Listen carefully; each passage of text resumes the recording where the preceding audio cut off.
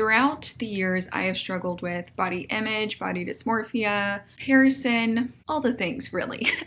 And not that I'm at the end of the road here. It's a journey when it comes to self-esteem and confidence. I wanted to share just little things that I did here and there along the way that just have led me to where I am now in regards to just overall caring less about my appearance, but not in a way that is not taking care of myself. So the first half of this video is going to be filled with quick wins with regards to things that you can implement right here, right now, that are going to have a quick and easy result of you building up that confidence and how you view your own body.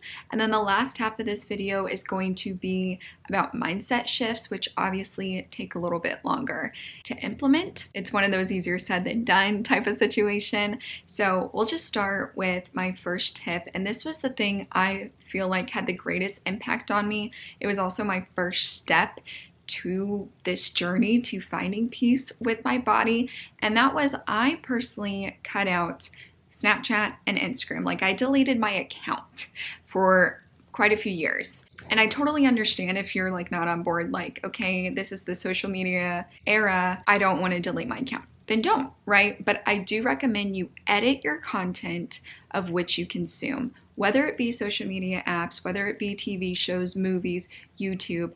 Edit down your triggers. Is there anyone you're following or that you see that is putting you automatically in that comparison mindset of, oh my gosh, I want X like she has, or she is so pretty but in an envious way? Just editing out anyone or anything that is making you feel less than, or getting caught up in comparison, or getting hyperfixated on yourself or maybe even them.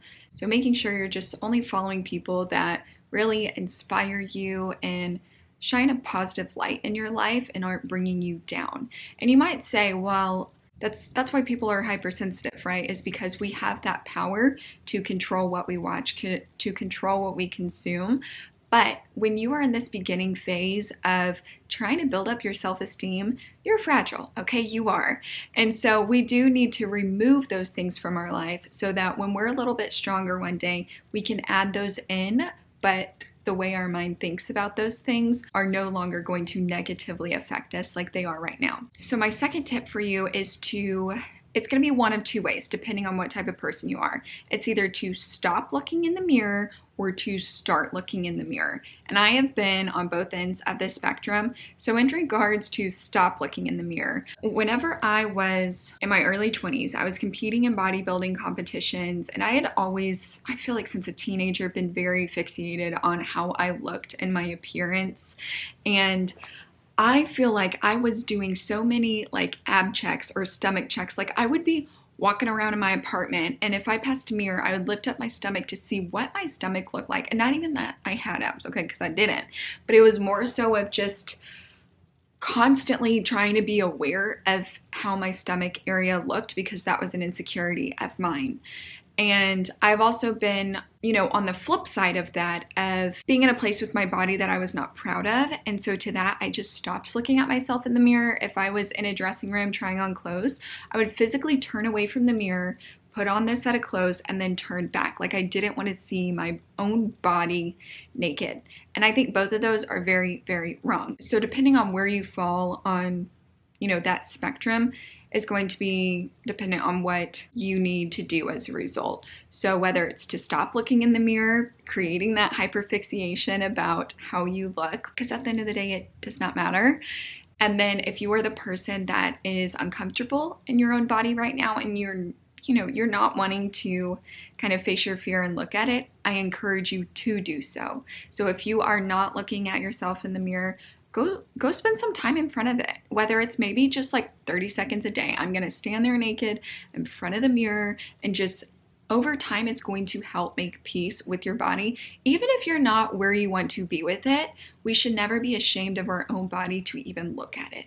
So that is my recommendation. The third tip I have for you is to vow not to retake photos. I just feel like where we have gone with picture taking is so far from where it used to be of truly capturing memories and moments in time. Whereas now I feel like things have become so curated and perfected, and we're wanting to get things just right, but it's not even encapsulating that moment right then and there. If you're taking a group photo, for instance, do a one take only. Someone's hair is looking a little crazy, it's looking a little crazy, but like that is how it looked in that moment. I remember I went and, this was a couple years ago, where I went to renew my driver's license and I took a photo, and immediately after I took the photo, she was like, hey, do you want to look at it to see if you need to retake it? And I'm like, no, I'm good. Like, you know, it's a driver's license photo. I feel like one, they always look that anyways, but also just like, who cares? Who cares? That is how you look right then and there. So don't try and perfect it into something that it's not. That's just something I feel like that has worked for me, is not retaking photos, which leads me into my next tip, which is stop taking selfies. I'm going to try and control myself on this one because this could be an entire video alone. I absolutely hate selfies because there's no purpose, right? Other than to identify who you are, like maybe on your profile page, there's no purpose other than you trying to be like, yeah, I feel good in this moment. I look good. Let me post it for others to tell me how good I look. I don't like that. I don't like that. But people that take lots of selfies, they're more than likely taking one, right? It's not just a one take only. And that is, again, just feeding into that hyperfixation on how you look, criticizing yourself, right? I remember I was on a plane one time. This girl in front of me had just taken a little, you know, like on the plane picture.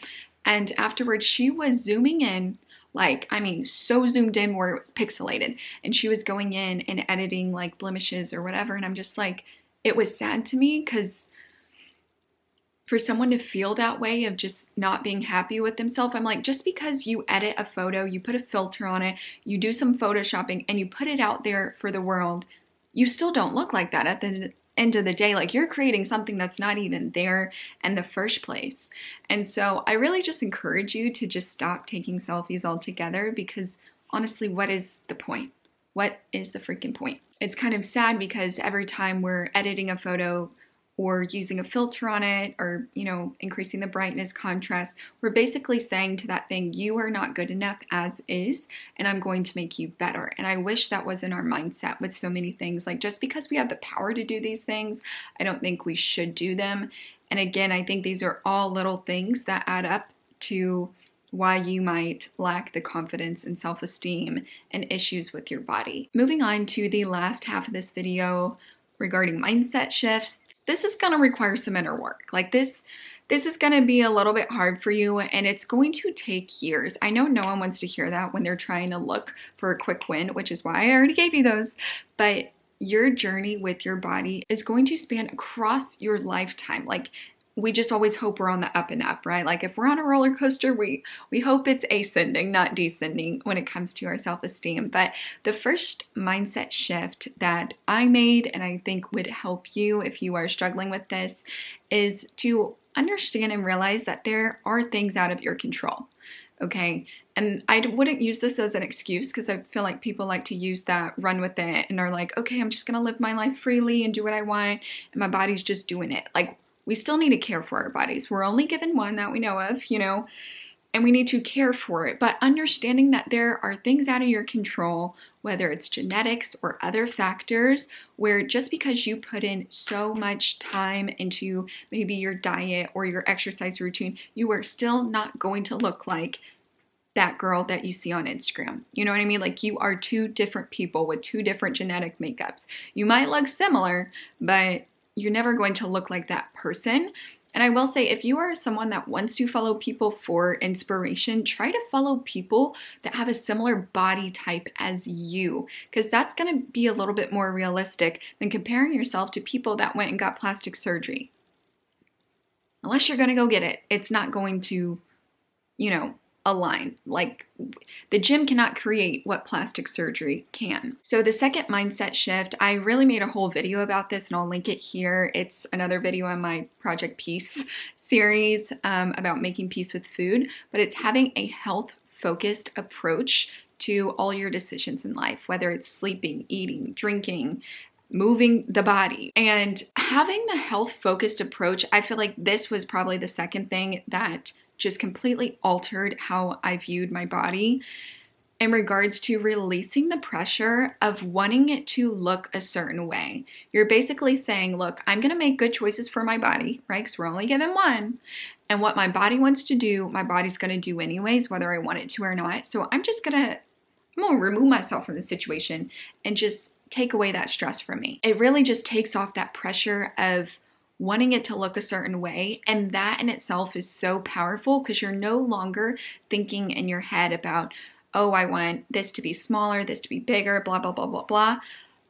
If you're making the right decisions, you're making the health-focused decisions, your body is going to improve. It might not look like you thought it would when it's at its healthy size, because healthy looks very different on different people. And I think a lot of us, hopefully we're getting away from this mindset, but associate being skinny with being healthy. And as someone who has done it themselves, you can be skinny and be very unhealthy. So that's just not always the case. So again, it's kind of just like giving up of what you are envisioning your body looking in its, ideal, optimized, healthy body, releasing that and letting your body do what it wants to do to show you what it actually looks like in that state, if that makes sense. So this next mindset shift kind of taps into the one I just shared, but it's viewing your body as a vessel instead of for something for others to look at. So as soon as you kind of make the connection that, my body, as long as it is doing the things I need it to do, it's getting me from point A to point B, then that's all I need, right? And that goes back to my first video. I'll also link that one about if you are not competing in some kind of like athletic competition, it's simply not that serious. Like we've got to kind of reel it in on just the expectations we have for ourselves. There's no need for you to look like a bodybuilder if you're not a bodybuilder. If that is something like that, you were wanting to attain. I don't know. So if you start maybe even writing it down in a journal of what is my body doing for me right now? It's allowing me to walk. It's allowing me, I have enough strength to go and pick up my kids. I have enough energy to go and play with my kids. I can walk around the block with my husband. I don't have kids, by the way. I'm just like giving you examples. But if you start viewing it in that way of how it's already working for you, that is going to cause you to see it in a much more positive way instead of always focusing on the physical appearance and starting to focus on what it's actually doing for you in your life. And just a reminder, your body is not for others to see. And I'm not talking about like modesty or anything like that. I'm talking about constantly being fixated on the appearance. Like how sad is that if you think your body is just for others? It's not, it's for you. So the next mindset shift, or maybe just an understanding or realization you need to have, is that reaching your ideal weight, your ideal size, your ideal appearance, if you are still seeking that, that's fine, I guess, is once you reach that, it's not going to make any of your problems go away. I think people have a misunderstanding of, oh, well, if I'm, my ideal size, I'm going to be happier. I'm going to have maybe more relationship success. I'm going to be X, Y, and Z. And it's not like that. And I even hear people saying like, oh, well, if I get down to a smaller size, I'll have more options for shopping. Okay, yes, you will. I agree with that there are a lack of options for people at, plus sizes. However, your problems are still going to be there when it comes to the dressing room. And it doesn't matter what side of the spectrum you're on, whether you are, obese, whether you are extremely small and petite, or wherever you fall, we are always going to have issues with trying to fit into certain clothes. And something we need to start realizing is that clothes are made for our bodies, not the other way around. So just because you try something on in the dressing room and it looks horrendous or it doesn't fit correctly, that is not a reflection of your body. That's a reflection of the clothing, right? Just think about a designer and what they're trying to do. They're trying to design an article of clothing to fit just the average body type or to fit the most amount of people correctly. Like, it's just not going to happen. Not everything is going to look good on everyone. That is why whenever I got married, I told my bridesmaids, I said, look, it needs to be a floor-length dress. It needs to be this color, but everything else is up to you, because everyone's body is shaped differently. Clothes are going to look different. on it, but I think that's just really important whenever you do go shopping, is to realize that, like, it's not your body, it's the clothes. You know what I mean? If things aren't looking right. So you're still gonna have issues with finding clothes that fit properly, regardless of what size you are. And the second to last mindset shift I want to leave y'all with is your body is going to continuously change throughout your lifetime.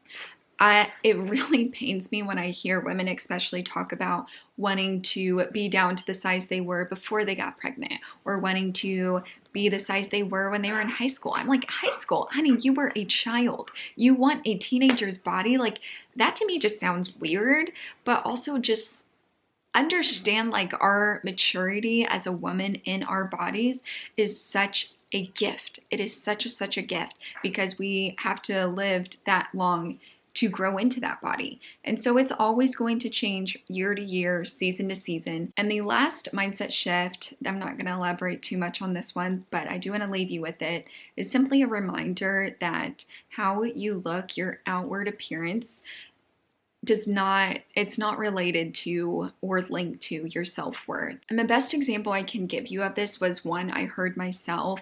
I'm not sure where, it was years ago, but it was someone kind of reframing how we're thinking about our bodies. Was, if you were to think about maybe someone you admire, or your close family members that you love, or your friends that you love, I'm sure none of y'all, the first thing you're thinking about is their body and what they look like. You're thinking about them as a person, right?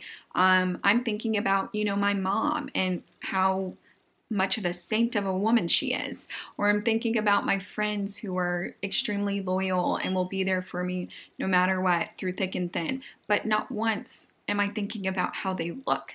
And so I think that, if anything, really shows you how unimportant our physical appearance is in the grand scheme of things. That is all I'm going to leave you with today, but I'll see you in the next one.